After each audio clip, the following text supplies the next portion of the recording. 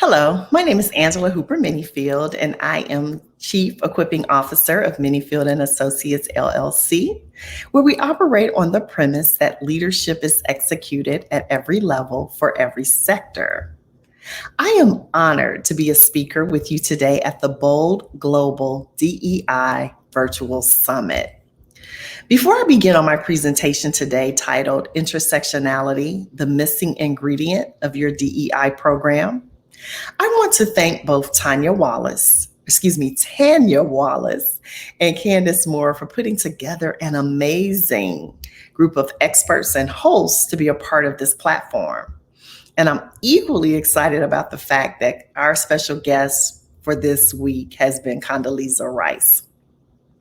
So today I would like to utilize my 25 plus years of expertise and experience with the federal government in the areas of civil rights, DEI, social justice, and human resources to share my experience and awareness with intersectionality and why I believe every DEI program should encompass or include such.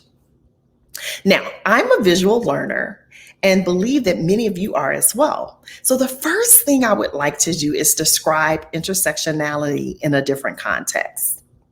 So let's paint a picture. So I want each of us to envision ourselves driving on the interstate, but not just any interstate, right? See yourself in the largest metropolitan area you've ever driven in. So that may be Houston, that may be Dallas, Los Angeles, New York City, Atlanta. Can you see all the different interstates intertwining? This one ends, this one begins. So I want you to see yourself there.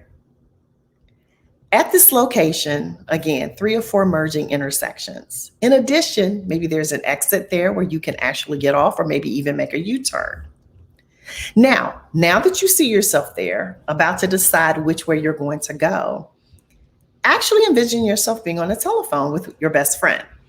And your friend says, "Hey, I hear noise. Where are you? Are you out driving?" What do you answer? Do you say, "I'm on Highway X, Street Y, the corner of block X"? The truth of the matter is this: most of us would begin to share a mixture of the multiple intersections that we find ourselves at. Because while it is true, in that exact moment, we are in multiple locations, we are in specifically no one location. This, to me, is an example of intersectionality. Now, let me take you to another place, a historical event. Now, for some of us, you may remember this actually in real time because you were around when it happened, and I don't want to date myself. And for others of you, you may have read about it. But the year was 1997. Tiger Woods had just stormed onto the scene as not only the best golfer in the world, but he was also the first Black golfer to hit the scene and command such authority as he displayed a level of expertise and mastery that we had just never seen before. In addition to his golfing skills, Tiger became a phenom in the Black community. Viewership and interest in golf reached all-time highs by all communities, but specifically within communities of color. Tiger was viewed by people of color as their golfer. You see, in 1997, the then 21-year-old Tiger Woods had just grabbed international fame with his record-breaking Masters title at the age of 21. The U.S. saw a jump in rounds played of 63 million in 1997 over 1996, according to Golf Data Tech. That year spawned what became known as the Tiger effect, as players flocked to the game in the wake of Woods' performance. For the first time ever, there were Black people everywhere, including me, watching golf and celebrating. Now, this was also the same year that Tiger Woods was interviewed on the Oprah Winfrey Show by Oprah. In this interview, he shared that when he was asked in school to check one box that best described his background, that he couldn't settle on one because he said there wasn't a box for Cablinasian. You see, Cablinasian was the word that Tiger used that best described his background. He said he was a blend of Caucasian, Black, Indian, and Asian. This was, in essence, Tiger Woods describing his perspective on the different elements of his identity. So while there were some people who were not happy with this response, and specifically in the Black community, in hindsight, what it showed me is Tiger was speaking into what I have now come to know as a component of intersectionality. So what exactly is intersectionality? The basic definition states that intersectionality describes how different elements of a person's identity can be discriminated against with negative outcomes. Now, just so we're clear, Tiger was not suggesting that he was being discriminated against in his response. But what I feel that he was pointing out in that season of life was his desire to include the various components of his identity. And I even more so feel that he was looking to ensure that he didn't exclude any of them as well. So while we all have various elements that make up our identity, intersectionality speaks to how discrimination of such can overlap or be layered. So where exactly does intersectionality stem from?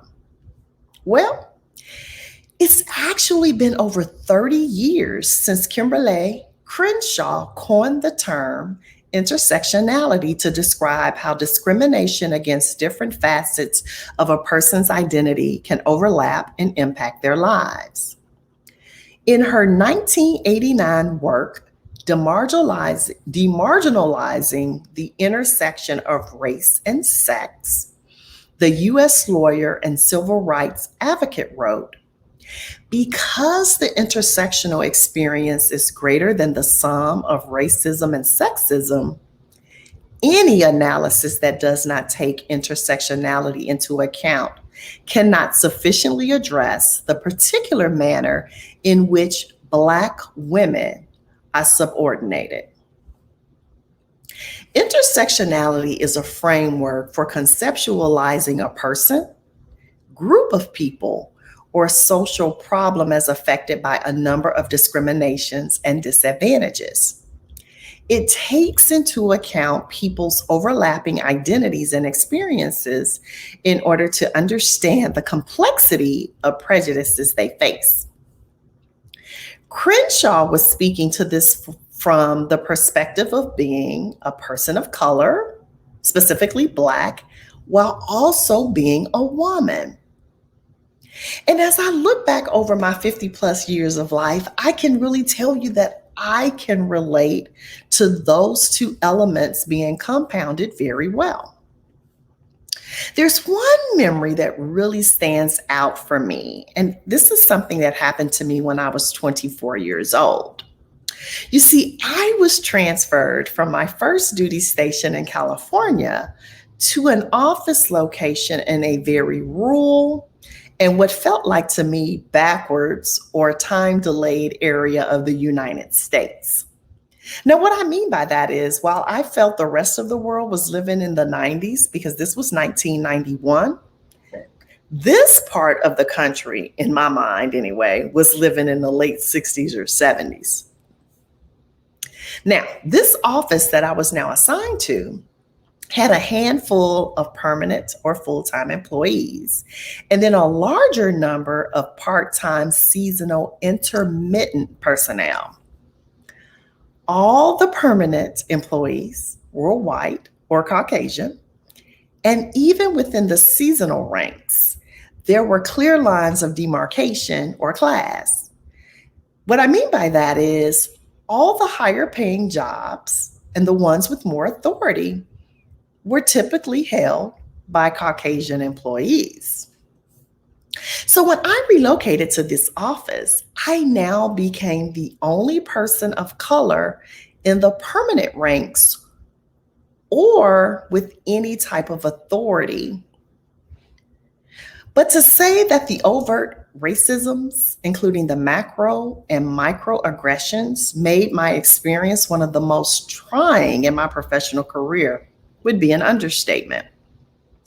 It was truly a season in my life where I can look back and acknowledge that I struggled with depression.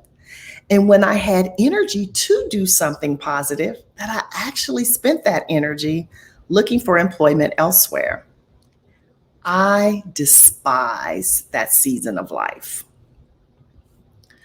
One of the most pivotal conversations I remember having during that 10 months there that actually felt like 5 years was one that I had with my then supervisor. My supervisor was a Caucasian male, approximately 8 to 10 years my senior. He was an avid duck hunting, cigarette smoking, good old boy, and definitely displayed many hangups and stereotypical views regarding people of color. When one day, after months of daily comments that had either left me shocked or irate, required me to have to go out to my car at lunch or break, some days to cry, some days because I was so angry and I needed to step away to keep from losing it. The day had finally come where 24-year-old me had decided it was time to speak up. So on this particular day, he was in the process of telling me something negative or an off-color joke about Black people. And I decided I needed to call him out. So I questioned him about his comments. Now, you may be thinking that such may not have gone well for me because he clearly would have gotten upset. But it was actually quite the opposite. He instead shared something with me that I have no doubt that he was proud of and that in his mind was a compliment to me and a testimony to the fact that he was not making inappropriate racial comments. So he said to me, and I quote, "I know you think I'm prejudiced against you because you're Black, but you're wrong. I'll have you know that I am probably more prejudiced about you being a woman than the color of your skin." He actually kind of stuck his chest out when he said that, because after all, right, this was evidence that he was a good person. I remember looking at him in both shock and bewilderment. How was it that he thought that by separating elements of my identity and then suggesting that he was more discriminatory against one element versus the other was something to be proud of, or let alone a good thing? So I found myself just thinking, did he really just tell me that? Unfortunately, yes. This, for me, was one of the early situations in my professional career that led me to want to educate and support others on the journey of awareness on this subject. Because you see, even though it's been 30 years since that incident, it, like so many others, still resonate with me. So learning about intersectionality and the work of Crenshaw helped me to not only define what I had been experiencing my entire life, but it gave context to such. And now I'm able to use my experiences and knowledge to equip others. So let's talk about some of the factors or elements that are referred to when discussing intersectionality, because intersectionality identifies multiple factors of both advantage and disadvantage. Examples of these factors include gender, sex, race, class, sexuality, religion, nationality, disability, physical appearance, height, and caste. These intersecting and overlapping social identities may be both empowering, but also oppressing. So, the title of this presentation speaks to why the topic of intersectionality may be a missing ingredient in your current DEI or diversity, equity, and inclusion content or program. I say that because what we know is this. Currently, many organizations have made DEI a priority, specifically over the past year or so. And while such is both great and for many long overdue, it is hard to fully embrace DEI if we do not ensure a heightened awareness and focus on intersectionality. So now let's go back and revisit the earlier story that I told when I was dealing with the compounded impacts of intersectionality in my early 20s. As I stated, this led to both depression and a desire to leave my organization. Well, let me be perfectly clear. There is nothing unique about me and the impact such had on me at that age and stage of my career. Studies show that businesses that don't consider intersectionality and diversity and inclusion programs may ultimately lose out from high staff turnover. Now, what I find as equally compelling is that many of these organizations will convince themselves that because they do have a DEI program, that the reasons the turnover is high, especially within their minority or often underrepresented demographics, has nothing to do with DEI or intersectionality. That might be incorrect. You must ask yourself how intersectionality may have played a role in the turnover. When we create systems, affinity groups, and other components of a DEI program, we must also factor in the compound effect of those things. When I was at that same location that I referenced earlier, I did work in a location where there was a decent number of Black or African American employees. I even vividly remember the day I was informed of my relocation. I actually cried. I already knew enough about this location to know that such would not be a good fit for me. And I was right. I also remember being at an all-employee conference a month or so after my move, and my big boss, the boss's boss, walks up to me, and he's proud. He has a smile on his face, and he says to me, "Hey, Angela, how do you like your new office?" Imagine his surprise when I shared that I hated it.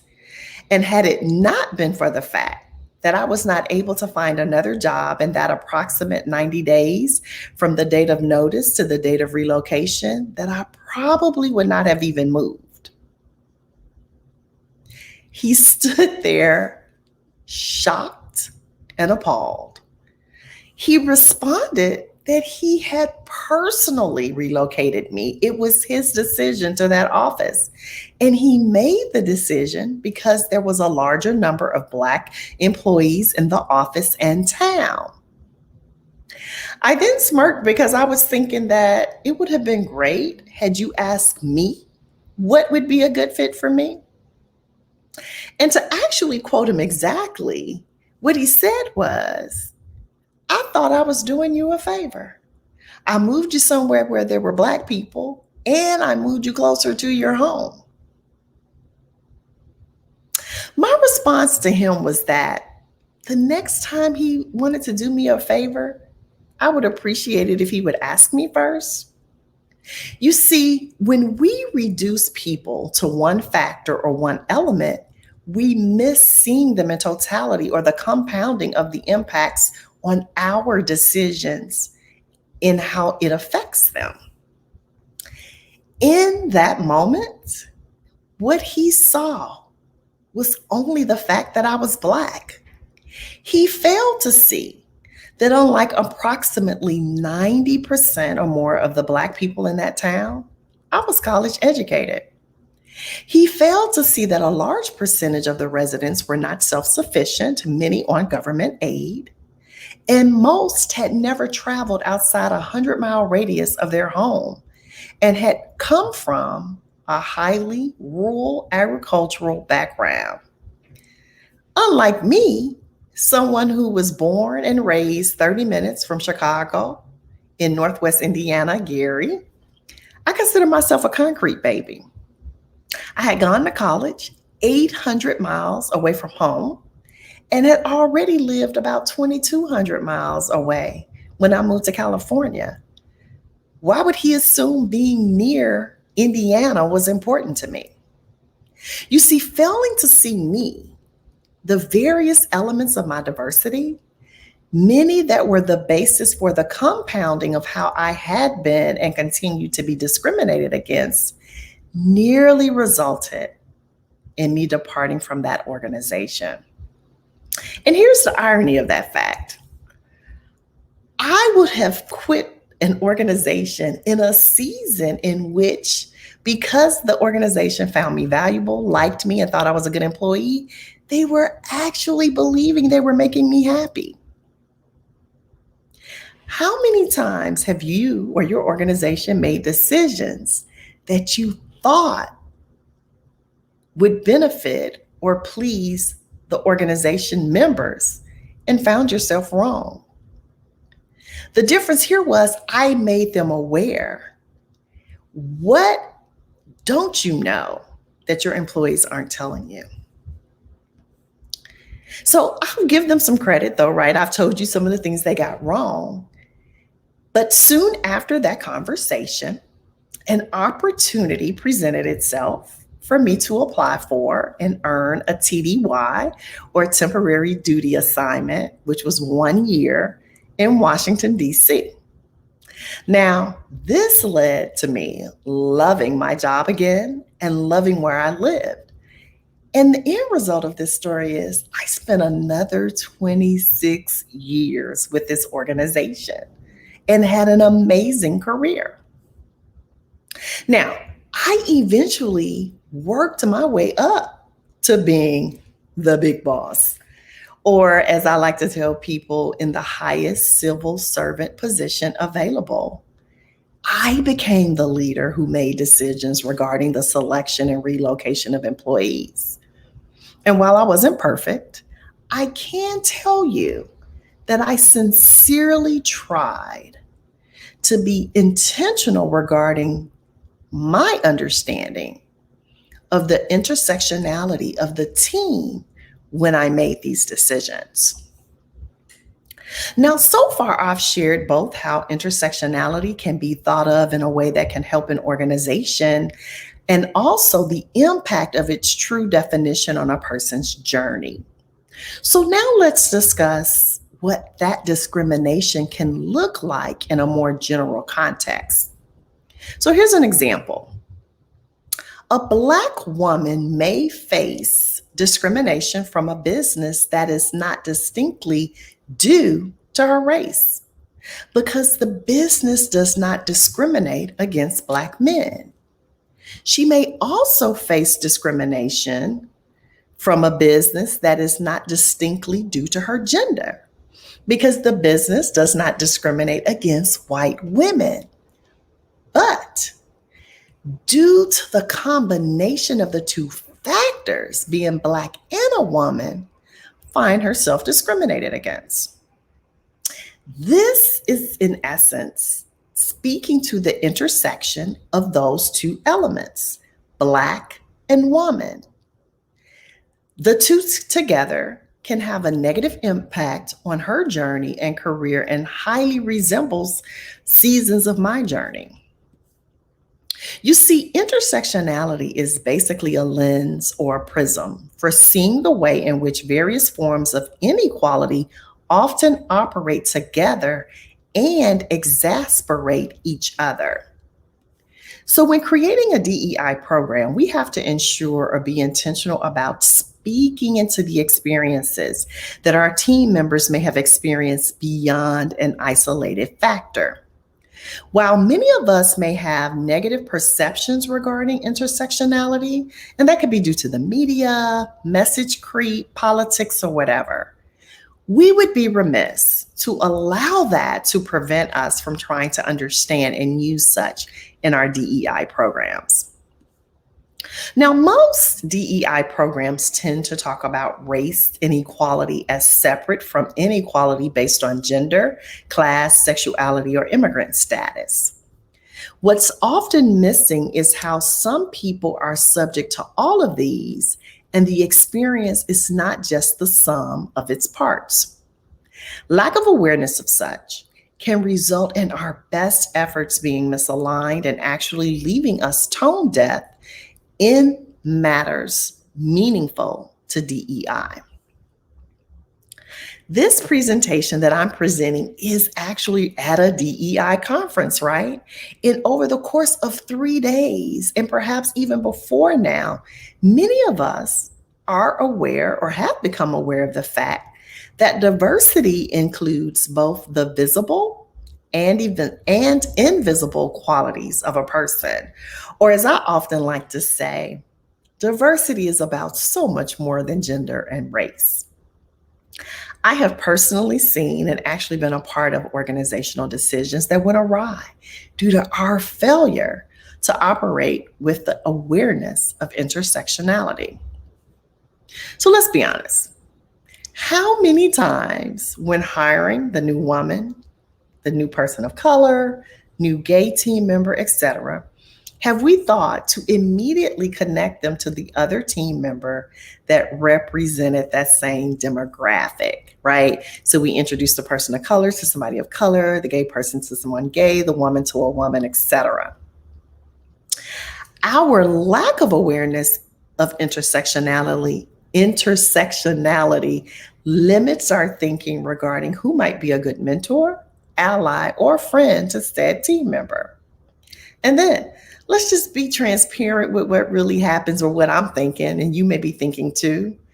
Why is it that the woman has to mentor the woman, or the Black person, all the Black people, etc.? Intersectionality helps us to not see individuals as monoliths as well. So let me give you an example. Have you ever found yourself wondering or heard someone else wonder out loud if it was possible that their family took home the wrong baby because they did not feel as if they had been delivered or inserted into the right family? Now, I have to raise my hand on that because there are times when I have thought and felt that.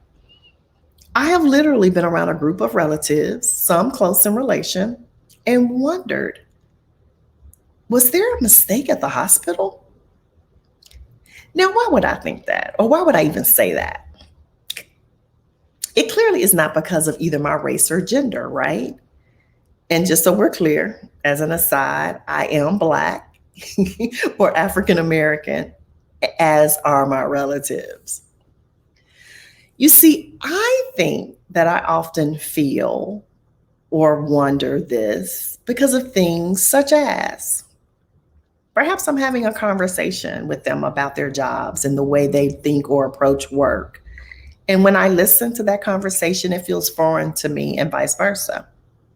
Perhaps it's because very few of them have had it instilled in them to want a higher education and strive for higher goals and things like that. Instead, many of them are content and even satisfied with mediocrity. Now, I'm not judging that. I'm just saying it's differences, right? We have very little in common. Maybe it's our different views on religion or how they treat people.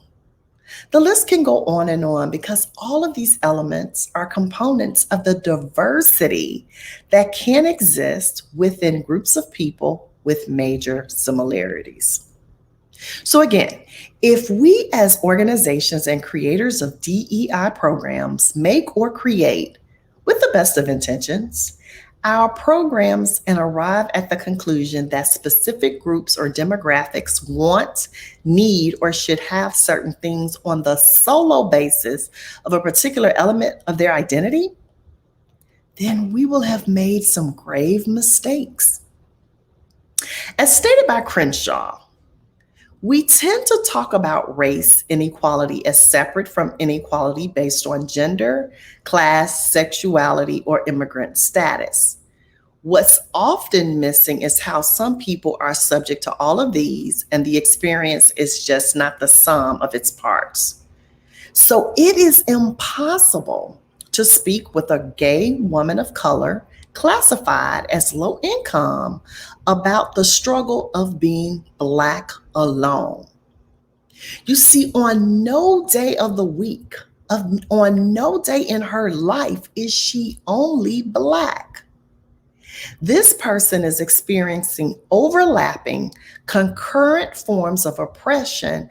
And in order for us to understand the depths of the inequalities and the relationships among them in any given context, we must understand that intersectionality matters. To be intersectional and also effective, then, we have to consider how a problem plays out differently for different people, raising the likelihood that we will come up with remedies that actually solves problems for all. Now, I really hope this is starting to resonate with you. So let's talk about integrating intersectionality. In recent years, many organizations have sought to catalyze more inclusion by encouraging staff to bring your whole self to work. We often refer to this as belonging. This is a compelling idea, but it does not clearly account for the intersectional lens required to enable individuals to truly express all aspects of their identity without fear of discrimination in the workplace. DEI efforts have been present in many workplaces for decades, but applying intersectionality to these efforts is still a relatively recent initiative. So, using an intersectional lens also means recognizing the historical context surrounds an issue. We have to recognize that long histories of violence and systematic discrimination have created deep inequities that disadvantage some from the offset. For some, these inequalities intersect with each other. Things like poverty, caste systems, racism, and sexism, denying people their rights and equal opportunities. These impacts extend across generations. Because crises lay bare the structural inequalities that shape our lives, they are also moments of big resets, catalysts for rebuilding societies that offer justice and safety to everyone. So, everything the world, especially the US, has experienced since 2020, right? With COVID, social justice issues, the commitment or recommitment of so many to create better, more equitable, and just environments for all has provided a chance to redefine normal rather than return to business as usual. So let's ensure your DEI speaks to these and other issues. So now, what if you are a leader in an organization? What can you do? Well, the qualities and skills that matter most for intersectional leadership are curiosity, listening, openness, and creativity. By asking questions, we can look at a problem not just through the lens of our own experience, but also those of others whose identities might make them vulnerable to harm. Find out who else might be experiencing the problem you're solving, seek them out or respond when they seek you out, listen to them deeply, share your truth, and apply that new understanding to your strategy. There are lots of great examples to choose from. The standard isn't how intersectional is your identity, but how intersectional is your analysis. Regardless of identity, the analytic tools are always available to help us solve problems for everyone. So let me paint a hypothetical situation for you. Let's say that in an effort to increase the number of minorities in a leadership development program from within the ranks of the current employees, our organization decides to speak with our current leaders of color to get their input. These leaders, though, were recruited from the outside of the organization, and most exceed the educational requirements and certifications needed for leadership positions.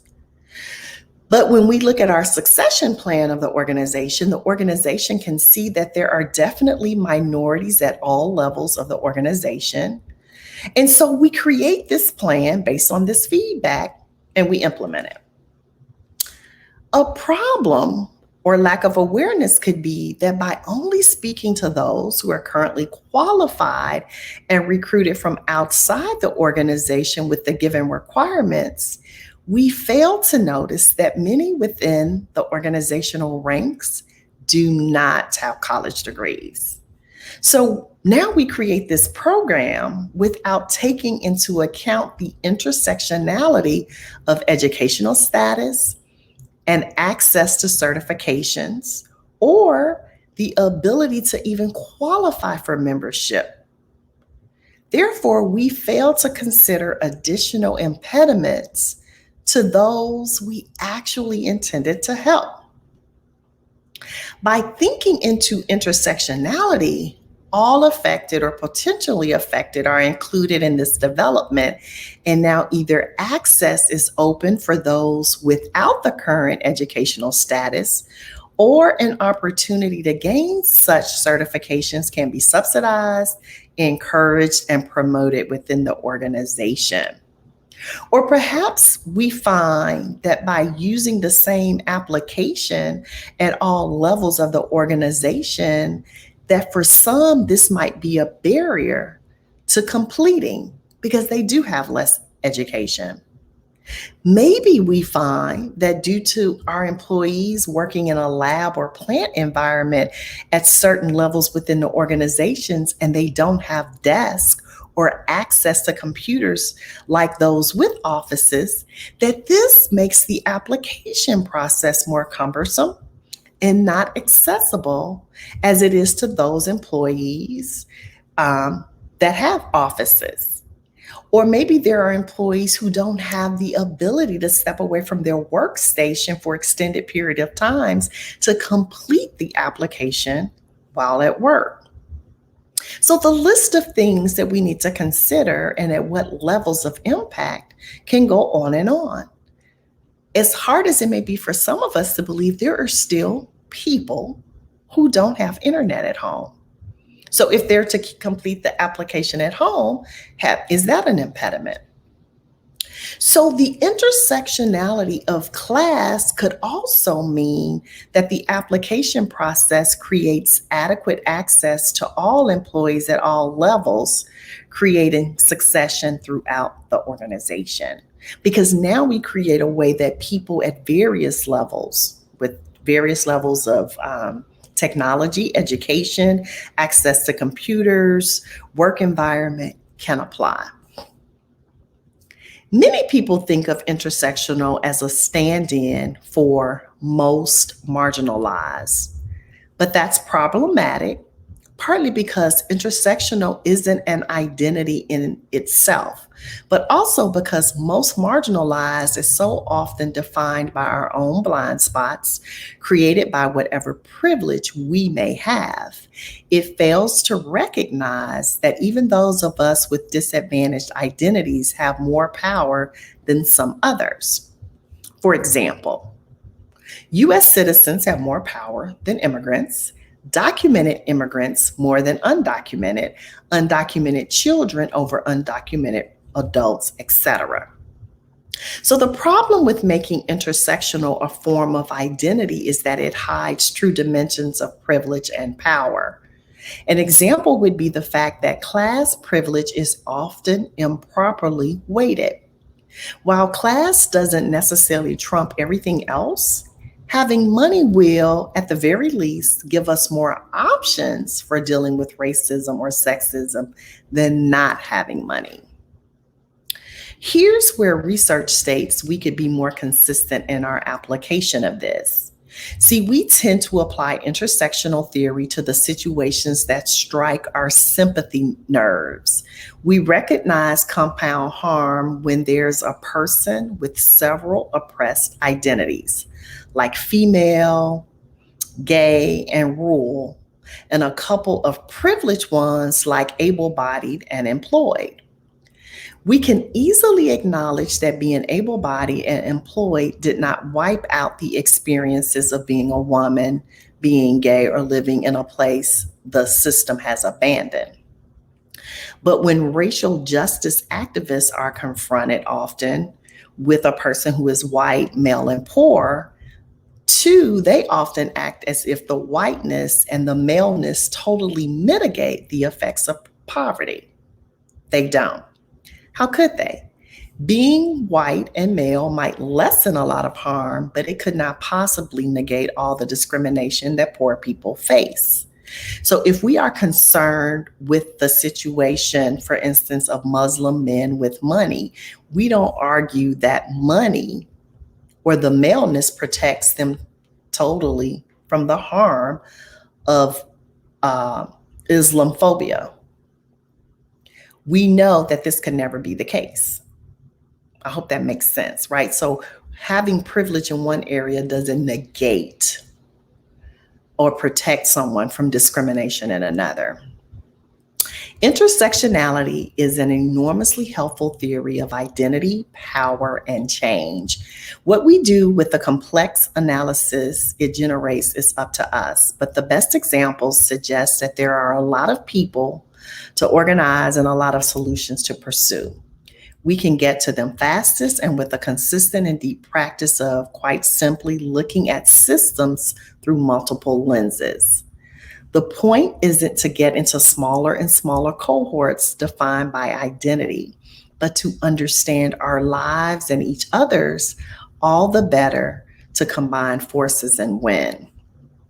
So now let me share some holistic approaches to achieving equality. According to an article titled Intersectionality in Organizations, Why Bringing Your Whole Self to Work is Not Sufficient by Heyman and Wang, talks about integrating intersectionality into an organization's practices and attitudes is difficult, but essential to the path to realizing equality for all. An intersectional lens must be applied to both internal DEI efforts and external facing work. Traditional internal inclusion efforts tend to categorize employees through one-dimensional aspects of their identity, whereas intersectional approach asks organizations to look at hiring practices, workplace culture, and much more through the perspective of people who might experience discrimination on multiple fronts. The article further states that workplaces often silo DEI efforts, which is counterintuitive to creating an environment that is fully intersectional, where employees' various identities are just as valued as their professional development or productivity. This can be seen in companies that appoint specific people to lead DEI initiatives while not making an additional effort to ensure that all employees have the opportunity to contribute and learn about these initiatives.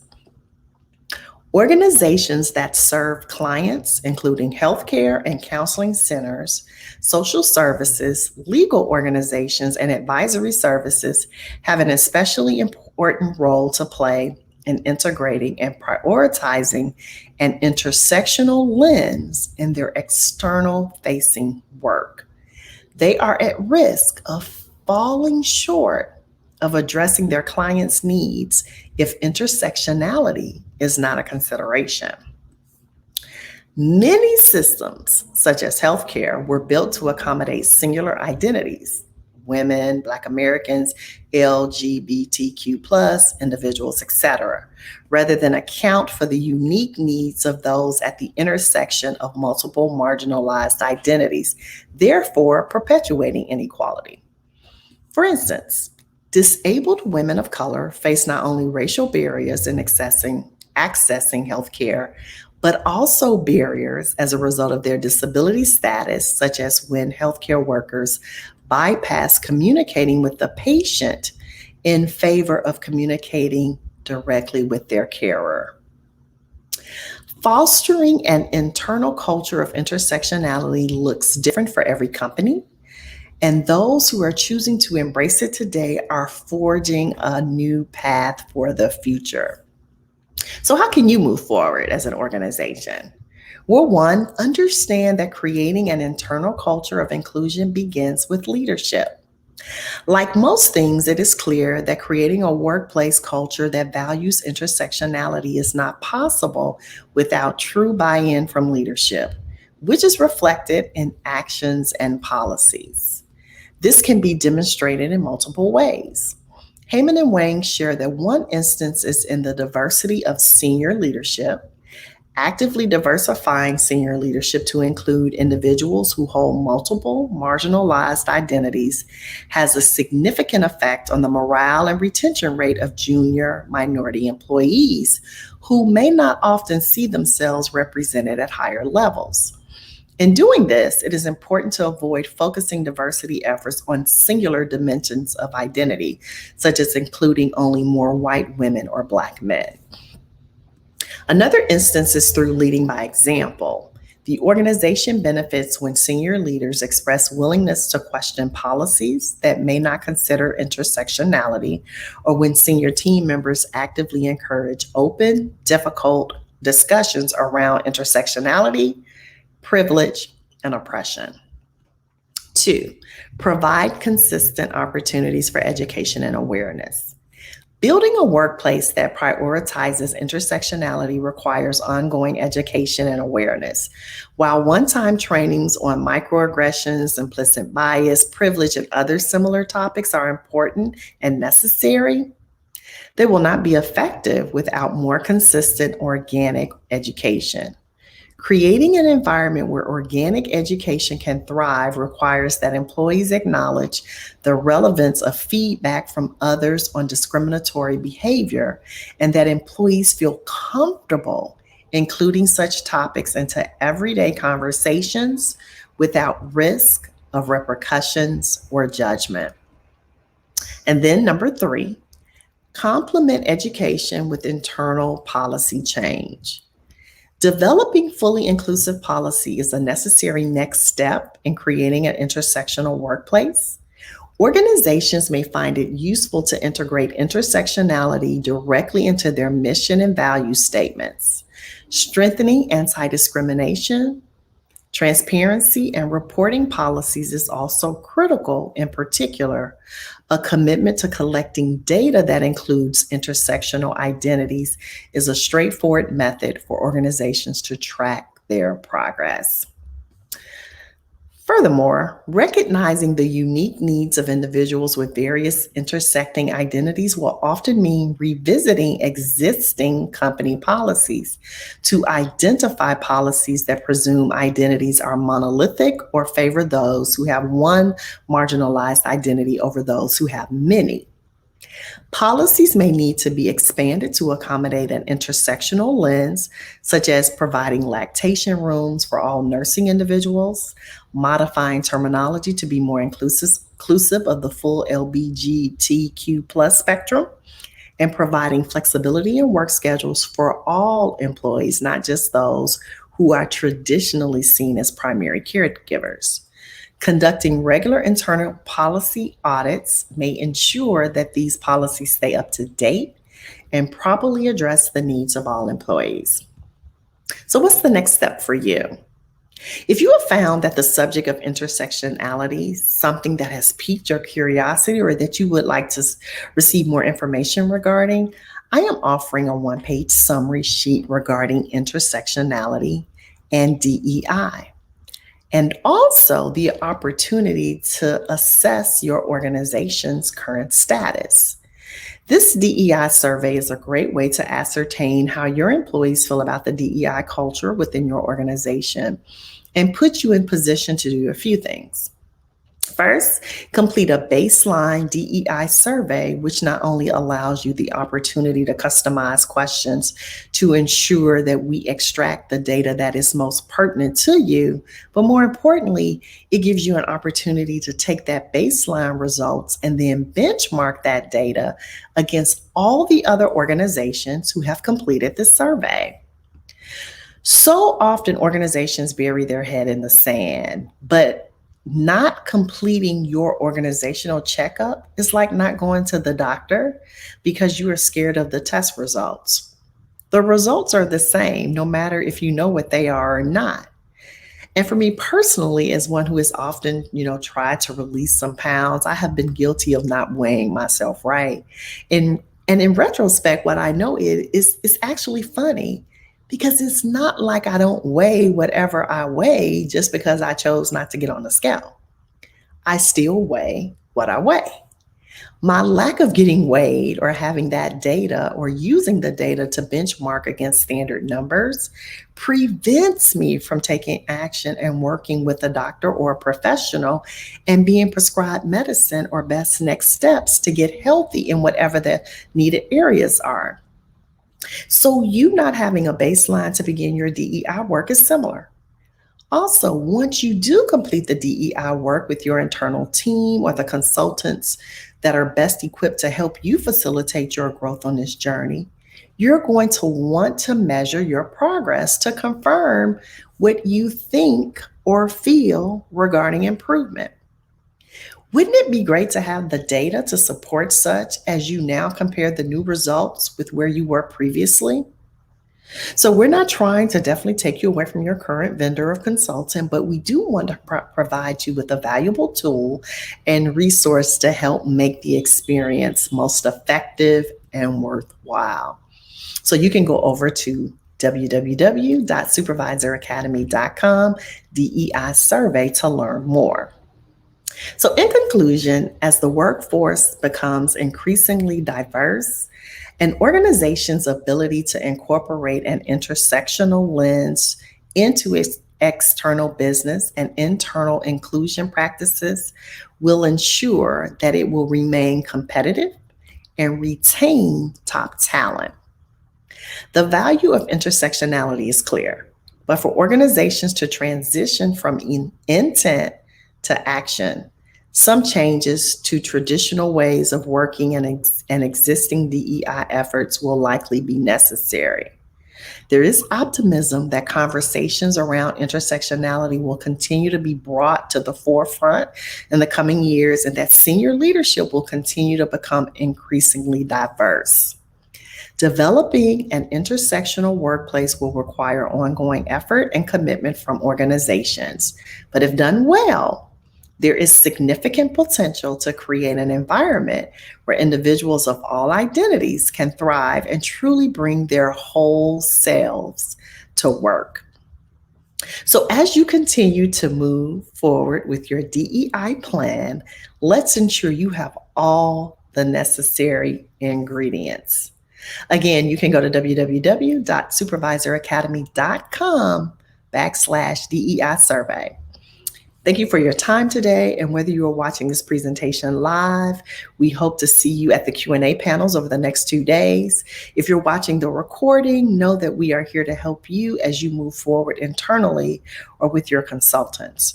My organization came really close to losing me as an employee due to their lack of awareness to the intersectionalities that are me. Let's do what we need to do to reduce your turnover and ensure your DEI program is complete. And so, again, in order for you to reach out to us directly, of course, my contact information is in the program. I'll be at the Q&A sessions. But again, that's supervisor, and I'm going to put that also on the screen, academy.com, DEI survey. I should have had that ready for you, but I didn't. So let me show that now. There it is, supervisoracademy.com, DEI survey. So there you go. Thank you guys so much. It has been my pleasure, and I look forward to seeing you at the Q&A. Take care.